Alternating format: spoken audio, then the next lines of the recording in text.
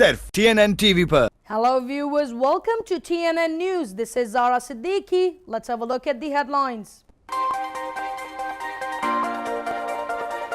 Prime Minister Abbasi tells OIC multi-pronged response needed for Israeli violence. Long-established disputes Palestine and Kashmir must end, says Lodi.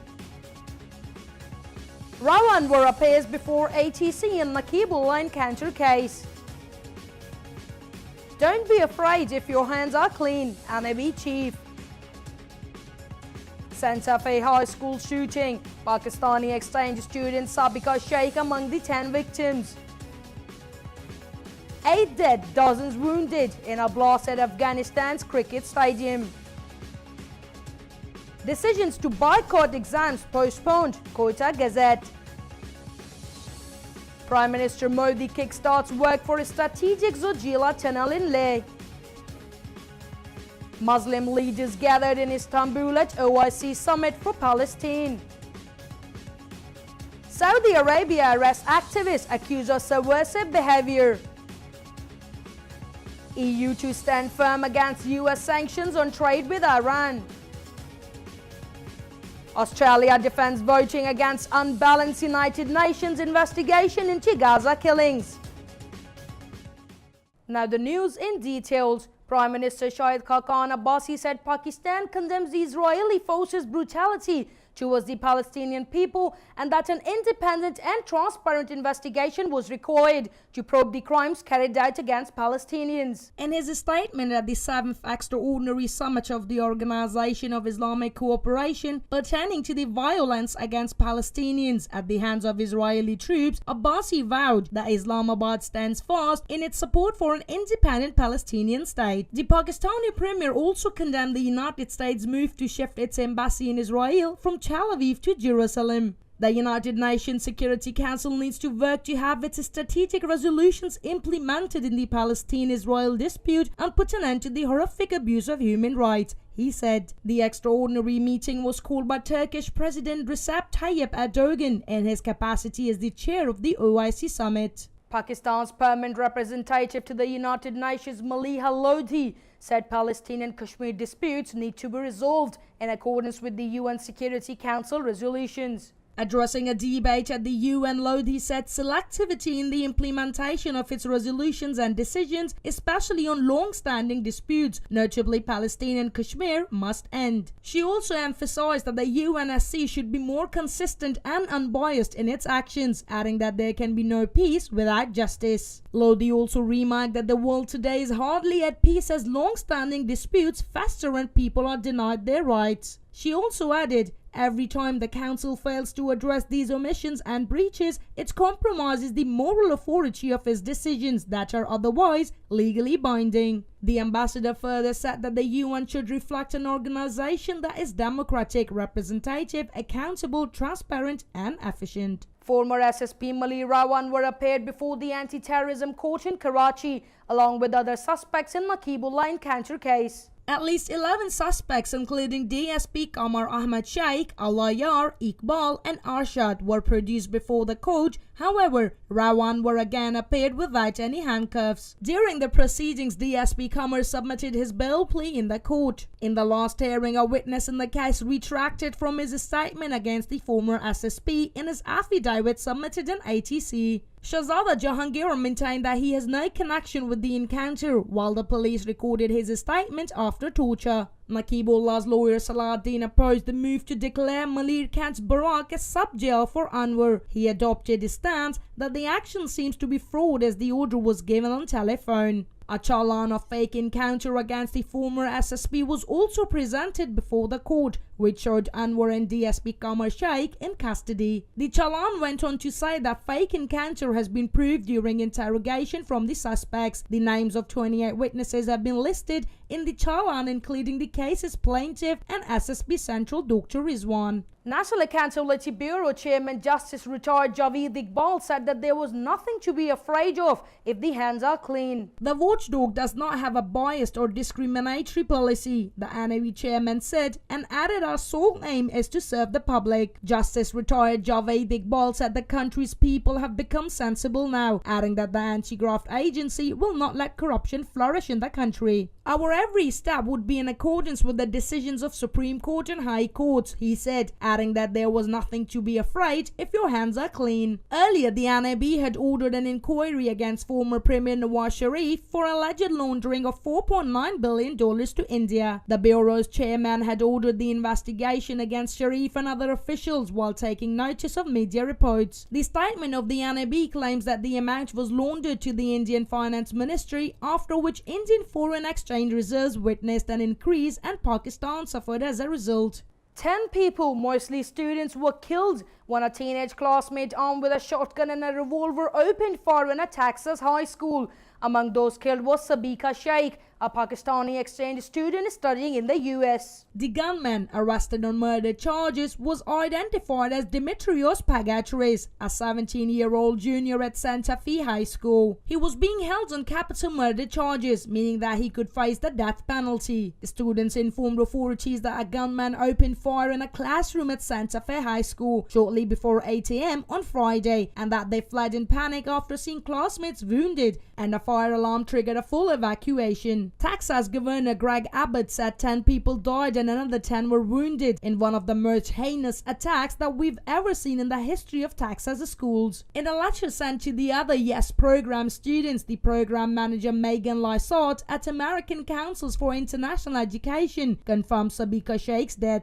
It is with greatest sadness in my heart that I need to inform you that one of our YES students, Sabika Sheikh of Pakistan, was killed today in the school shooting in Santa Fe, Texas. Please know that the YES program is devastated by this loss, and we will remember Sabika and her families in our thoughts and prayers. We will have a moment of silence in her memory today. LASET also informed other YES program students that help and emotional support were available through coordinators and host families, as well as religious advisors. The Pakistan Embassy in Washington, D.C. tweeted confirmation that Sabika Sheikh was among the deceased. Officials said 3 consecutive blasts went off at a cricket stadium in Afghanistan's eastern Jalalabad city, leaving at least 8 dead and dozens of others wounded. The attack took place as hundreds of people gathered at Spinghar Cricket Stadium in the provincial capital Jalalabad to watch a Ramadan nighttime cricket tournament. Atta Lokhogiani, spokesman for the provincial governor, said at least 45 others were wounded in the blast,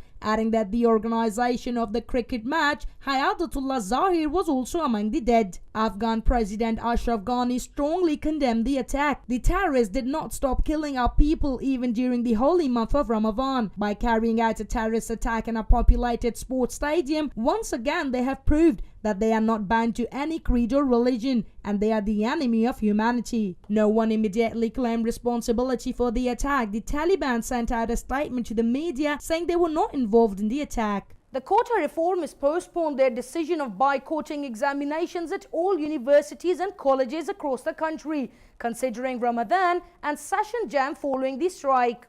We have postponed the decision for an indefinite period considering the session jam and the ongoing Ramadan. Nurul Haq Noor, joint convener of Bangladesh Sadharan Chhatra Adhikar Sangrakhan Parishad, said at a press conference on Dhaka University campus. However, they will continue to boycott classes, Nurul Haq said, demanding issuance of a gazette notification abolishing the quota system in government jobs. The students started boycotting classes and examinations in all universities and colleges across the country for an indefinite period. The decision of boycotting examinations and classes came as the government did not publish the gazette notification by the deadline given by the protesters. Last month, students of public and private universities across the country took to the streets demanding reforms to the quota system in government jobs. The quota reformers demanded that the government recruit job seekers based on merit. In the wake of mass protests, Prime Minister Sheikh Hasina in the parliament declared that the quota system would be scrapped.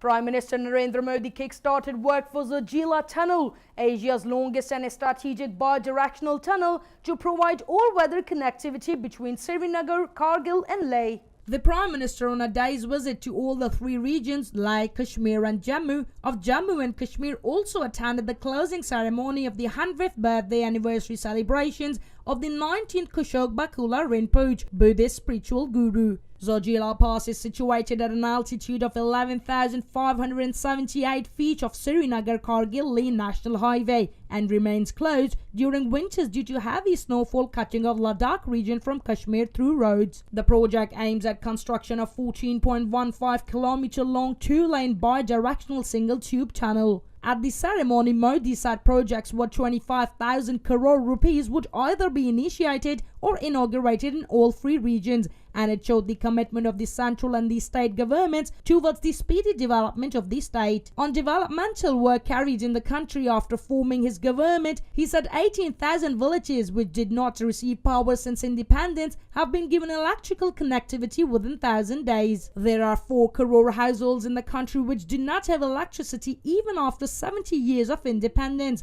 and they will be given power connections within a year and a half, he said. Leaders of the OIC member states arrived in Istanbul to attend an extraordinary summit called by Turkey. The extraordinary summit of the Organization of Islamic Cooperation drew to a close following strong condemnations of Israeli killings of Palestinian protesters. A news conference was held and a final declaration was issued after a session chaired by Turkish President Recep Tayyip Erdogan. Speaking at a joint press conference with OIC Secretary General Yusuf Al-Uthaymin and Palestinian Prime Minister Rami Al-Hamdallah, Erdogan said they have held a very meaningful summit in terms of showing solidarity with the Palestinian people, as well as conveying the necessary messages to Israel. Criticizing Washington, Erdogan said responsibility for the consequences of this provocative decision to sabotage the peace process entirely belongs to the US. He also said an aid campaign will be carried out during Ramadan across all OIC states for Palestinians. Palestinian Prime Minister Rami Hamdallah, for his part, echoed the call for an international and transparent probe into the Israeli crimes in the Palestinian occupied territories. The session was also attended by Turkish Premier Binali Yildirim and Foreign Minister Mevlut Cavusoglu, as well as the heads of states of Afghanistan, Guinea, Iran, Qatar, Kuwait,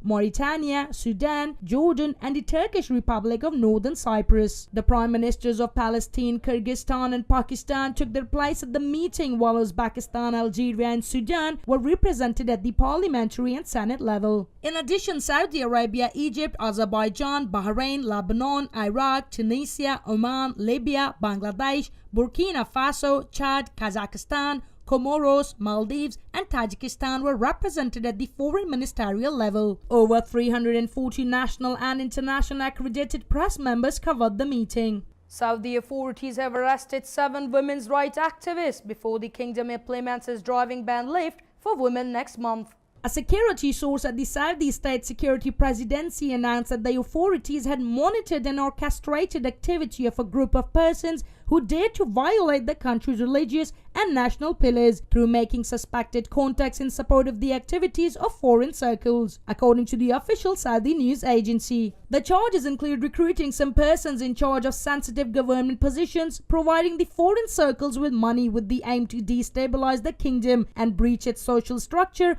and mar the national consistency. No further details were given by Saudi authorities. Among those detained are at least 3 women who have long campaigned against the driving ban. They have been identified by rights groups as Lojan Al-Huthlul, Aziza Al-Yusuf, and Iman Al-Nafjan. That ban is to be lifted on June 24th after King Salman announced a royal decree last year. The woman had campaigned for its lifting before the royal family decided to do so in September 2017. The requirements for the driving ban lift to begin have been established and 5 driving schools for women have been created, according to the country's General Department of Traffic. Mr. Al-Basami said women in the kingdom will be able to work as taxi drivers and in other traffic security related facilities.